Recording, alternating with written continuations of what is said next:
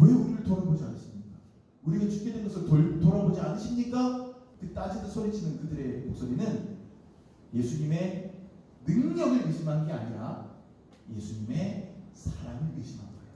우리가 크리스천으로서 가져야 될 믿음은 뭐냐? 예수님의 능력에 대한 믿음, 하나님의 전능성에 대한 믿음, 그건 머리로만 담으면 충분해요. 우리에게 진짜 요구하시는 믿음은 그런 하나님이 내 아버지가 되시고, 그런 하나님이 나의 구원자가 되시고, 그런 하나님이 나의 삶에 동행하신다는 믿음.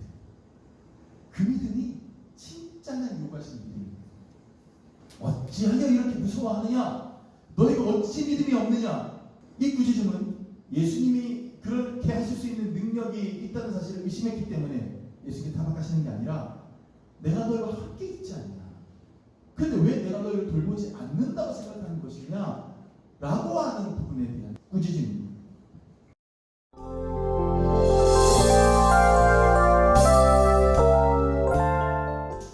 여러분 속빈강정이라는 표현을 들어서 아시죠? 속빈강정 무슨 뜻입니까? 겉은 번지르르한데 까보면 안에 아무것도 없다, 이런 거죠. 근데 영어에도 비슷한 표현이 있더라고요. nothing burger라는 표현이 있더라고요. 또 정식 단어인지 신조어인지 은어인지 모르겠는데 nothing burger, 이건 뭐냐면 버거가 가득해. 그래서 버거 두 개를 싹 열어보면 안에 패티가 없어.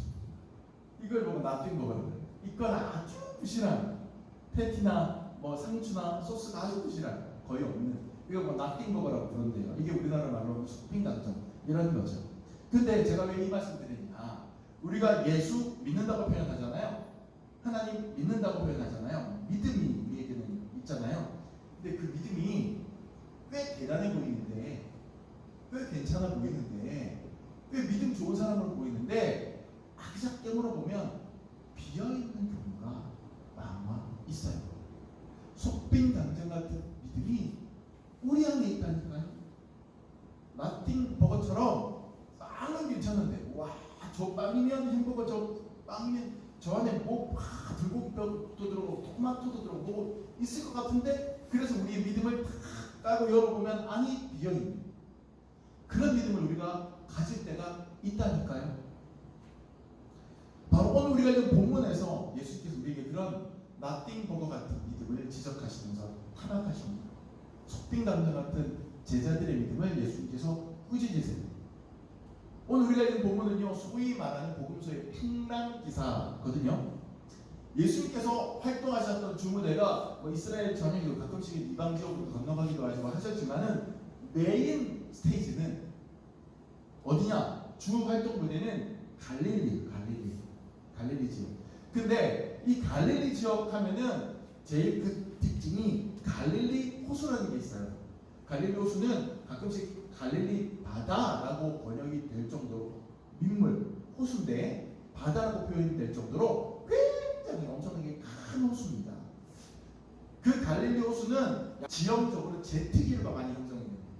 그래서 거기 가끔씩 한번 제트기류가 휘몰아치면 굉장히 풍랑이 잘 일어난다는 거예요.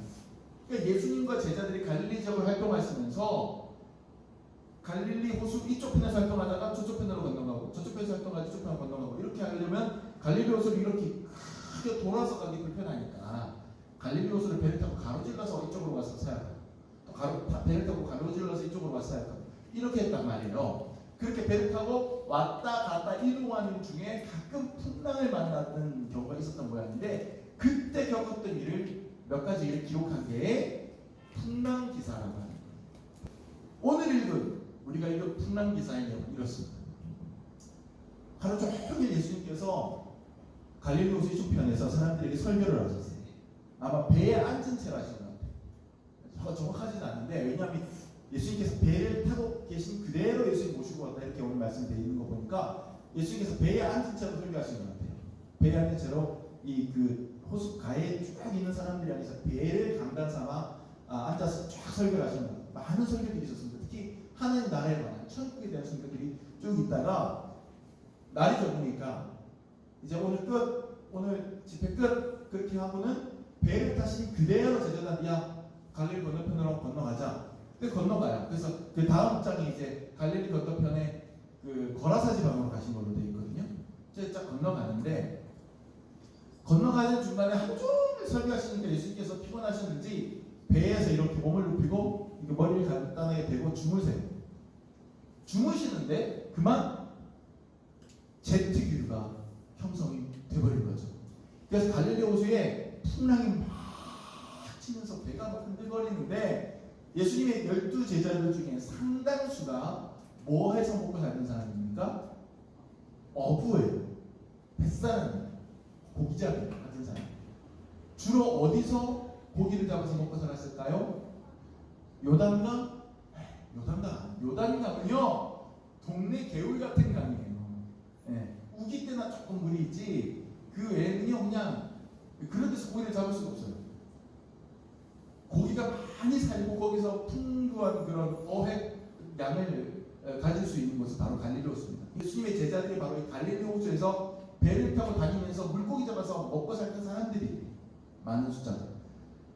그러니까 나름대로 배를 모는 노하우도 있고 나름대로 이 풍랑을 겪어도 받고 했을 거 아니에요. 그러니까 처음에는 자기들이 가진 노하우와 자기들이 가진 지식과 기술 가지고 어떻게든 이 풍랑과 맞서려고 해봤어요. 근데 이 감당이 안 돼요. 광풍이 몰아치고 하니까 물이 막 배 안으로 들어와. 발에 막 잠겨 물 퍼내고 키를 잡고 돛을 막 잡고 버티고 벼슬 다 해도 금방이라도 배가 깨질 것만 같고 물이 차니까 가라앉을 것 같고 난리가 난 상황인 겁니다. 이 난리가 난 상황에서 정말 놀라운 기적은 자고 있는 사람이 있어. 다 사실 그 누구예요? 예수님이에요. 예수님이 세상에 다른 사람들 난리가 나고 막 물이 튀고 막 배에 물이 잠기고 이러는데 한쪽에서 주무시고 계셔요. 그러니까 제자들이 보다가 열이 확 뻗친 거예요. 그래서 예수님을 깨웁니다. 깨우면서 뭐라고 얘기를 하느냐? 38절 말씀 가지고 38절 예수께서는 고물에서 베개를 베고 주무시더니 제자들이 깨우며 이르되 선생님이여 우리가 죽게 된 것을 돌보지 아니하시나이까 하니. 선생님 우리가 다 죽게 생겼는데 우리를 돌보아주시지 않습니까? 우리 케어하시지 않습니까? 이렇게 하고 예수님께 막 제자들이 애드는 거예요. 원망 같은 외치는 거예요. 그럼 예수님께서 물고기 때문에 일어나시더니 여유있게 그 다급한 상황에서 기적을 펼치더니 딱 일어서서 바다를 향하여 바람과 바다를 향하여 잠잠하라 고요하라 딱 명령하니까 바람과 바다가 잔잔해지는 기적이 나타났다라고 하는 이야기입니다. 그런데 문제는 그 다음에 그렇게 되면 우리가 생각할 때는 예수님께서 뒷머리를 긁으시면 나 이렇게 된 줄도 모르고 잘했네. 미안하게 됐다야. 내가 일어나가지고 진작에 도와줬어야 되는데 미안해 라고 하셨어야 되는데 예수님께서는 오히려 제자들을 꾸짖으십니다. 혼내십니다. 40절 한번 해볼게요. 40절 시작. 이에 제자들에게 이르시되 어찌하여 이렇게 무서워하느냐 너희가 어찌 믿음이 없느냐 예수님께서 물어봅니다. 꾸짖는 거예요.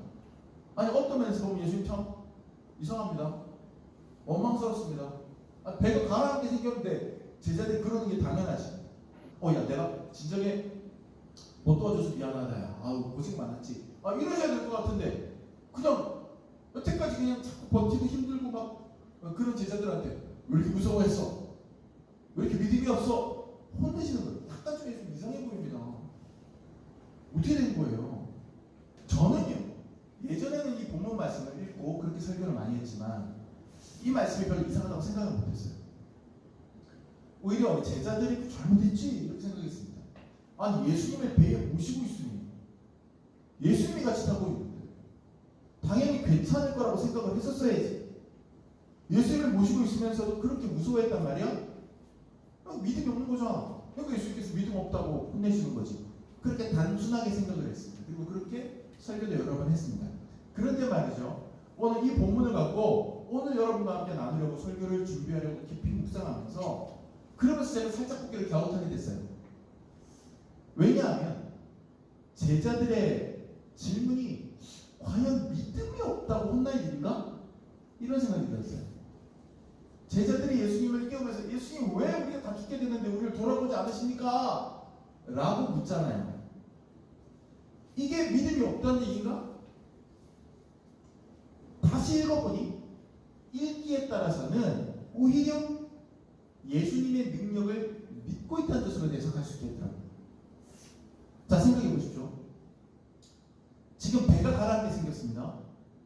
자기들이 아무리 노를 잡고 돛을 잡고 물을 퍼내고 해도 상황이 호전되지 않고 금방이라도 죽음이 코앞에 닥친 것처럼 보입니다. 풍랑은 자잘히 생각을 안 하고 목숨이 경각에 달렸습니다. 이때 예수님을 급하게 깨웠습니다. 왜 깨웠을까요? 예수님은 뱃사람입니까? 예수님이 제자들처럼 갈릴리에서 고기 잡던 사람입니까? 예수님은 진작에 따르면 목수였어요. 아버지가 목수였기 때문에 목수를 배우지 않았을 거예요. 예수님은요 뱃사람이 아니에요. 그럴 때 예수님 깨워봤자 예수님께서 물 좀 같이 퍼내라고 예수님 깨웠겠어요? 예수님 일어나서 물 좀 퍼내세요. 이런 데서 깨웠겠어요? 그러면 예수님 일어나서 물이라도 퍼내세요 라는 뜻으로 깨운 예수님한테 제자들이 우리가 죽게 된 것을 돌보지 아니하시나이까 라고 울부짖었을까요? 그들이 예수님 깨우면서 우리가 다 죽게 생겼는데 왜 아무런 조치도 해주지 않으십니까? 라고 울부짖었다는 것은 역으로 말하면 예수님께서 깨어나 조치를 취하면 우리가 살 수 있는데 라고 생각했다는 뜻 아닙니까? 그런데 왜 안 도와주십니까? 라고 얘기했다는 뜻 아닙니까? 그러면 그들에게 믿음이 있는 겁니까? 없는 겁니까? 예수님이 그렇게 해주실 수 있는 분이라는 믿음이 있는 겁니까? 없는 겁니까? 저는 있는 걸로 보여요. 만약에요 우리 카페에 손님이 엄청나게 몰렸어요. 손님이 엄청나게 몰렸는데 제가 그때 손님이 갑자기 많이 들이닥칠 줄 모르고 혼자 사무실에 들어가가지고 아내한테는 들어가서 이런 수련회 프로그램 내가 좀 자료도 좀 공유 좀 할게요. 이러고 들어가면 보는 의자에 앉아서 책장 밑에 확 자고 있었어요. 예를 들자면 그랬어요. 근데 손님이 확 밀어닥쳤어요. 갑자기 막 아내 혼자서 감당이 안 되는 상황이에요. 그러면 아내가 급히 목욕실로 뛰어들어와서 저를 깨우며 말하겠죠. 여보, 목사님 여보, 너무 바빠서 난리가 났어요. 빨리 나와서 같이 좀 해야겠어요. 아내가 저에게 그렇게 얘기를 하는 것은 제가 나와서 매장과 주방에 같이 뛰어들면 커피를 만들고 자몽에이드를 만들고 음료를 만들고 서빙하고 브런치를 만드는 일에 계란을 풀고 양념을 하고 그런 일을 할 수 있다는 믿음이 있기 때문입니까? 없기 때문입니까? 있기 때문이에요. 그러니까 저를 깨워서 나오라고 하는 거잖아요. 근데 같은 시각에 우리 막내딸이 이 유아실에서 혼자 놀고 있었다고 생각해 보세요. 급하다고 손님 몰려서 급하다고 유아실로 뛰어가가지고 우리 막내딸한테 야, 너 빨리 나와. 지금 너무 바빠. 손님이 이렇게 몰려와. 너 빨리 나와서 샐러드 좀 만들어. 브런치 좀 만들어. 계란 좀 풀고 거기에 설탕이랑 이거 저기 크림이랑 이거 좀 배 앞에서 넣어가지고 한번 맛 좀 내봐. 계란이라도 일단 삶아. 이렇게 말하지 않습니다. 어린 딸에게는. 왜요? 이제 겨우 8살 된 딸이 그 일을 할 수 있을 거라고 믿지 않기 때문입니다. 그렇잖아요.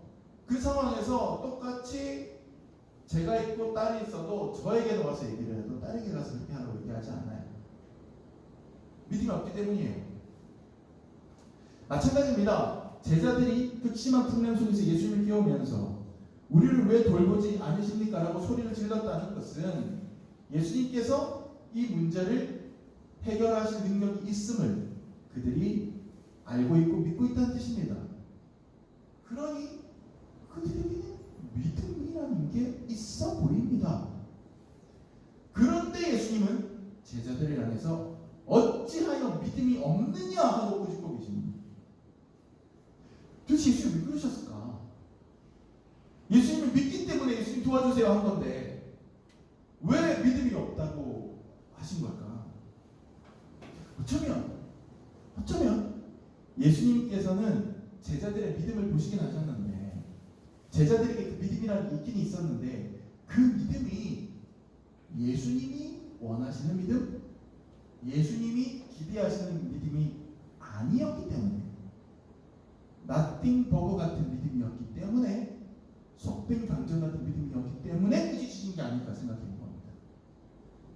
만약 그렇다면 이제부터 여러분과 함께 나누게 될 오늘 본문의 해석과 메시지는 저와 여러분에게 중요한 영적 교훈이 될지도 모르겠습니다. 왜냐하면 오늘 우리 역시도 예수님 믿는다, 나에게 그래도 아주 작은 믿음이라도 있다고 생각하는 그리스도인들일 거기 때문입니다. 그리고 우리도 이 제자들처럼 살아가면서 인생 속에서 풍랑을 만나게 마련이고, 그 풍랑에 빠지게 됐을 때 그 한가운데서 간절히 하나님께 부르짖곤하기 때문입니다. 예수님, 저 지금 죽어요. 큰일 났어요. 왜 저를 안 도와주시나요? 제발 도와주세요. 분명히 믿음의 소리를 내서 하나님께 기도를 드리기 때문입니다. 그런데 그렇게 인생의 풍랑 속에서 부르짖어 기도하는 우리에게 예수님께서 뜻밖에도 너 왜 이렇게 믿음이 없니? 너 왜 내가 원하는 믿음을 보이지 않니? 라고 물으실지도 모른다고 생각해 보세요. 여러분, 소름 끼치지 않으십니까?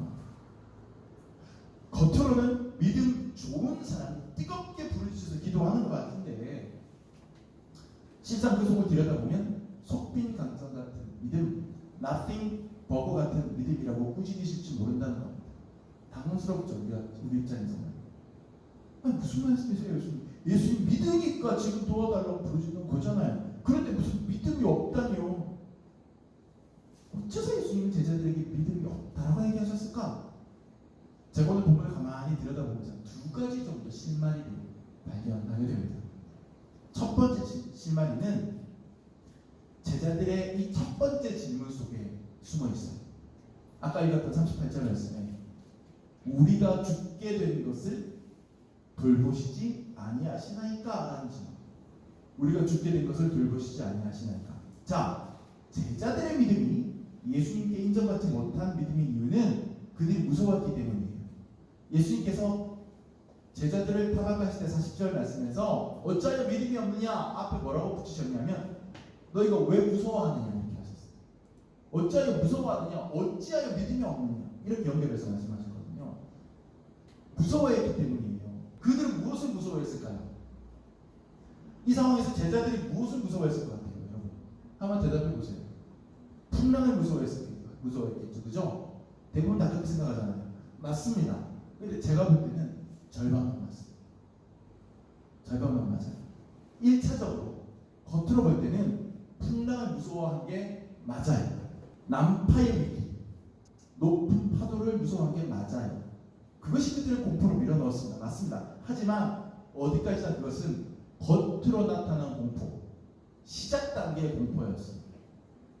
제자들에게는 자기도 모르는 공포가 하나 더 있었습니다.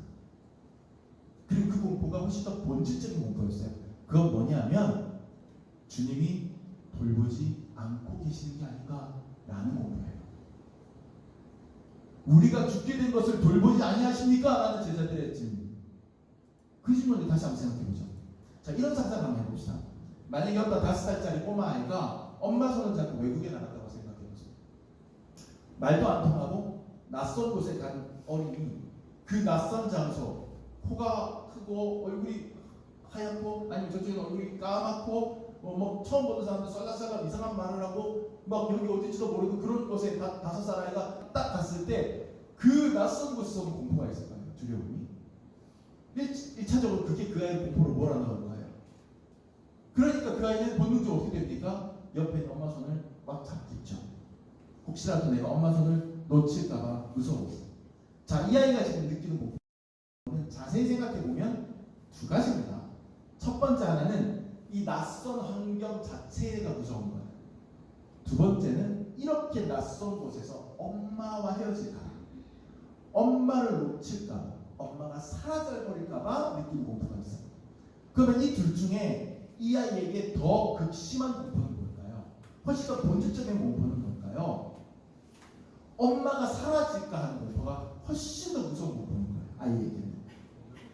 낯선 곳에 대한 공포는 엄마가 옆에 있으면 무서워 하면서도 견뎌내요.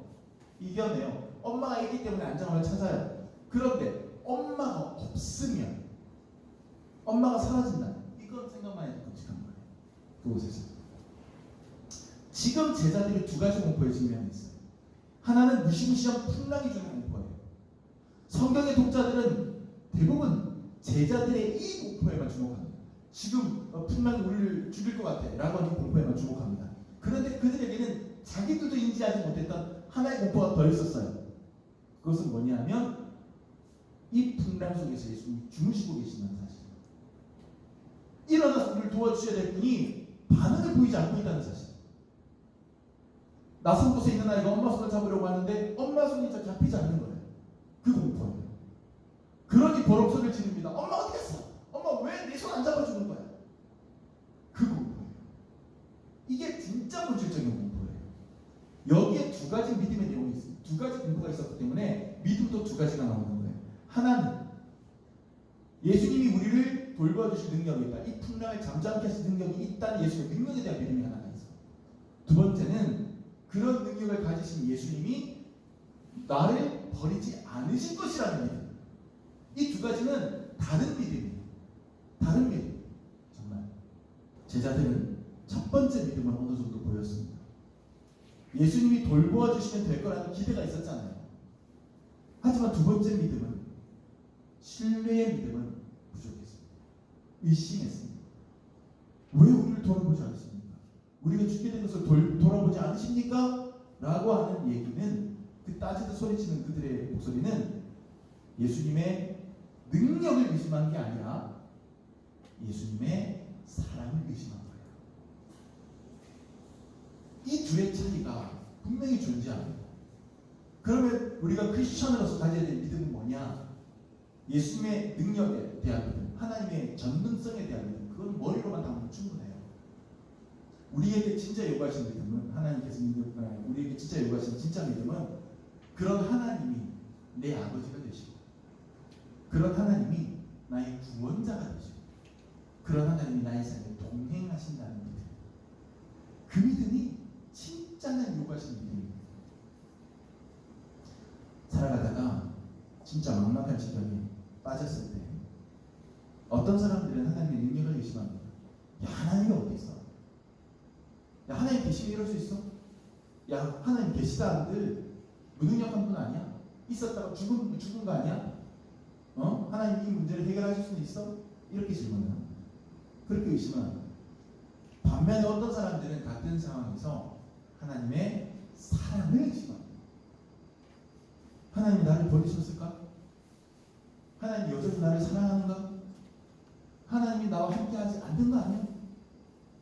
이들은 하나님의 능력에 대해서 의심하는 게 아니에요. 능력에 대한 하나님은 믿고 받아들입니다. 하지만 그 능력의 하나님이 나를 사랑하시느냐, 나를 돌보고 계시느냐 라고 하는 믿음이 없는 거예요. 어찌하여 이렇게 무서워하느냐? 너희가 어찌 믿음이 없느냐?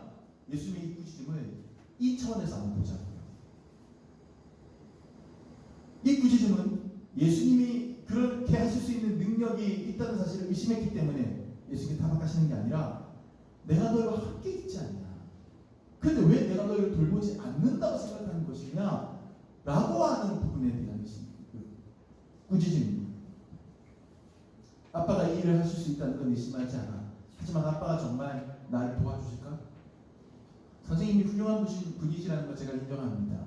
하지만 선생님이 저를 눈여겨봐 주실 거예요, 과연? 이런 의심인 거죠.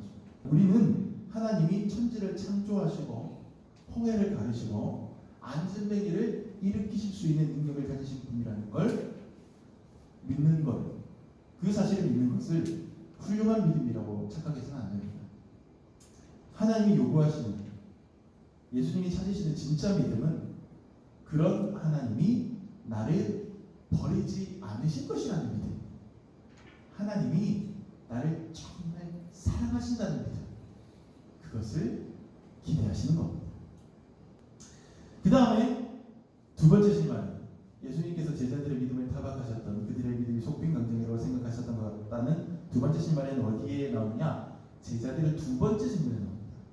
첫 번째 질문은 38절에 우리가 죽게 된 것을 어찌 돌보지 아니하시나이까? 라는 질문이었다면, 두 번째 질문은 무엇이냐면 41절에 나옵니다. 그들이 심히 두려워하여 서로 말하되 그가 누구이기에 바람과 바다도 순종하는가 하였더라. 그가 누구이기에 바람과 바다도 순종하는가. 자, 예수님이 깨어나서 풍랑을 꾸짖으시고 잠잠케 하신 전 그리고 후로 전후로 제자들의 입에서 나온 이 두 질문, 서로 성격이 굉장히 다른 질문입니다.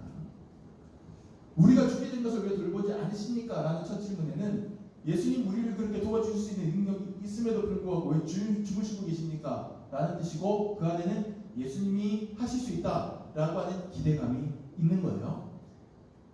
예수님의 사랑에 대한 믿음은 없었어도 예수님의 능력에 대한 믿음은 최소한 보이는 겁니다. 그런데 그나마 그 능력에 대한 믿음조차도 사실은 제대로 갖춰진 믿음이었느냐?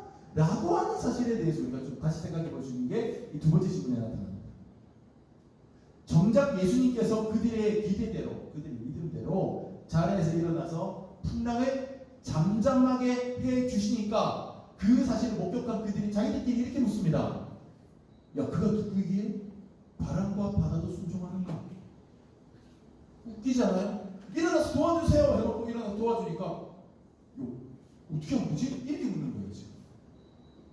예상 밖의 일이라는 뉘앙스가 읽히잖아요.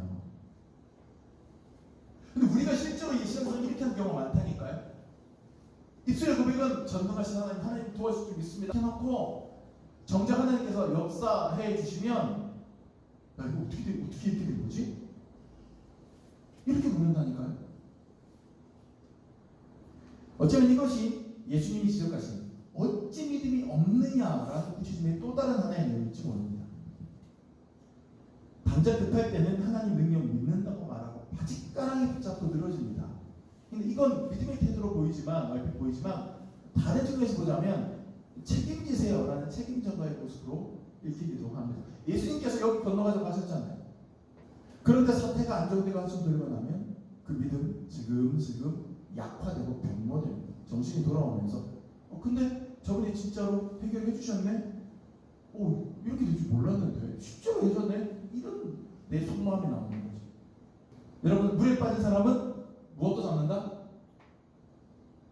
지푸라기도 잡는다 그러잖아요.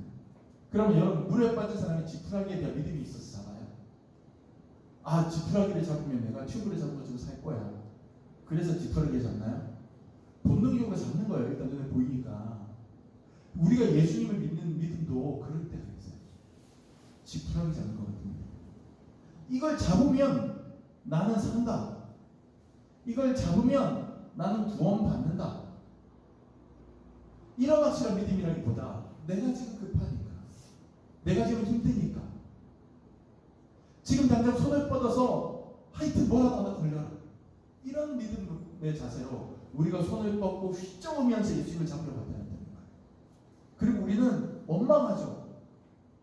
내가 하나님 믿는데, 얘가 예수님 믿는데 이렇게 기도했는데 예수님은 왜 주무시고 계십니까? 그걸 좋은 믿음이라고 볼 수 있을까요? 사실 이 두 번째 질문, 저분이 누구이기에 바람과 바다도 순종하는 말인가? 라는 질문은 어디에 어울리는 질문이냐? 예수님께서 배를 타고 이 갈릴리 바다를 밤에 건너가실 때 예수님 일행을 따르는 다른 배들도 있었다. 오늘 본문에 아주 살짝 기록되어 있거든요. 다른 배들 몇 척이 따라가요. 36절에 그들이 무리를 떠나 예수를 배에 계신 그대로 모시고 가매 다른 배들도 함께하다니 이렇게 되어 있습니다. 그럼 이 배들은 예수님의 12제자들이 탄 배는 아닐 거예요. 뭔가 예수님 12제자들보다는 조금 예수님과 거리가 이렇게 떨어져서 관찰하면서 가는 배들이었을 거예요. 야, 저분 대단한데? 설교가 대단한데? 우리도 좀 따라가 볼까? 반신반의하는 배들이었을지 몰라요. 만약에 그런 배들이 예수님께서 지금 일으킨 기적을 보고 이쪽 배에서 바라보면서 예수님을 보면서 저분이 누구기에 바라고 받아서 순종하는가? 이렇게 말했다면 그건 어울려요. 그럴 수 있어요. 그런데 예수님을 나의 스승님으로 모시고 나의 주인으로 모시고 예수님의 말씀을 항상 들으면서 예수님을 내가 탄 배에 예수님을 같이 태우고 그 배에서 함께 건너가고 있는 예수님의 제자들 입에서 나온 질문은 아니었던 거예요. 이분이 누구기에 이런 일이 벌이지? 예수님과 함께 배를 타고 가는 예수님이 탄 배의 제자들이 말할 얘기는 아니라는 거죠. 바로 이겁니다. 어쩌면 우리는 주님의 배 안에 있으면서 배 밖의 사람들과 같은 수준의 믿음을 갖고 있는 것은 아닌가. 교회 밖의 불신자들의 시선과 별 다르지 않은 믿음으로 살아가고 있는 것은 아닌가. 그저 내가 주일에 예배에 나와서 앉아 있으니 조금 달리 보이고 내 믿음이 좀 있어 보이는 것일 뿐, 실제로 내 마음속에는 교회 밖 사람이 하나님을 바라보는 그 불신, 반신반의하는 시선과 별다르지 않은 그런 믿음의 수준으로 예수님 바라보고 있는 거예요. 겉으로는 누구보다 믿음 있는 것처럼 행동하지만 정작 하나님 손길에 내게 닿으면 오 이게 뭐야 하고 당혹스러워하면서 뒤로 한 발짝 물러나는 그런 사람들 아닙니까? 비가 내리게 해달라고 기도해놓고 비가 오면 예상하지 못했다는 듯이 깜짝 놀라는 그런 부끄러운 믿음을 오늘 우리는 갖고 있지 않아요. 전과 후가 다른 믿음. 하고 아쉬울 때는 하나님밖에 없습니다. 하나님만 하실 수 있습니다. 하다가 일이 해결되고 나면 부실하기 짝이었다. 이 핑계 저 핑계 대면서 주님 곁에 거리를 두고 곁을 내어주지 않는 속빈 감정 같은 나띵버거 같은 일이. 그래서 다시 한번 풍랑이 휘몰아 쳐야만 또 많은 원망하는 저게 왜 이렇습니까? 일어나서 저를 보십시오. 그런 허술한 믿음을 가진 속빈 감정 같은 제자가 바로 저와 여러분의 모습이 아닙니다. 고난의 자리에서는 팽팽하게 당겨졌다. 그 고난이 해결되는 그 즉시 늘어진 고무줄이 되어버린 그런 믿음 생활을 하고 있지 않아요. 우리의 믿음은 어떠해야 합니까? 첫째, 우리의 믿음은 하나님이 그저 존재하신다는 사실이나 하나님 능력 있으신 분이시라는 사실에 대한 인정을 넘어서서 그분이 나를 사랑하시고 그분이 나를 끝까지 버리지 아니하실 것이다. 절대적인 신뢰의 차원의 믿음이어야 합니다. 두 번째, 아쉬울 때만 지푸라기 잡듯이 뜨거워지고 덜 아쉬울 때는 한 발 뒤로 물러서서 고개를 갸웃 때는 전과 후가 다른 믿음이 아니라 어떤 상황에서도 여전히 하나님을 신뢰하는 전후가 같은 믿음, 한결같은 믿음이 되어야 합니다. 우리는 만경창파 같은 바다에 예수님을 태운 인생의 배를 두둥실 띄워놓고 항해하는 그리스도인이라는 인생들입니다. 바다에는 무조건 풍랑이 찾아오게 되어 있습니다. 그럴 때 우리는 건강한 믿음으로 예수님을 붙들어야 합니다. 때로는 그분이 참 냉정하고 무정하고 매정하게 잠들어 있는 것처럼 느껴질지라도 그분이 내가 담 배에 함께 타고 계시다면 그분이 나를 끝까지 책임져 주실 것이다. 그리고 망담창파 바다 끝까지 잘 항해할 수 있도록 동행하시는 나의 구주 되어 주신다. 나의 가장 좋은 친구가 되어 주신다. 라는 사실을 믿고 또 믿는 저와 여러분이 되시길 간절히 축원합니다.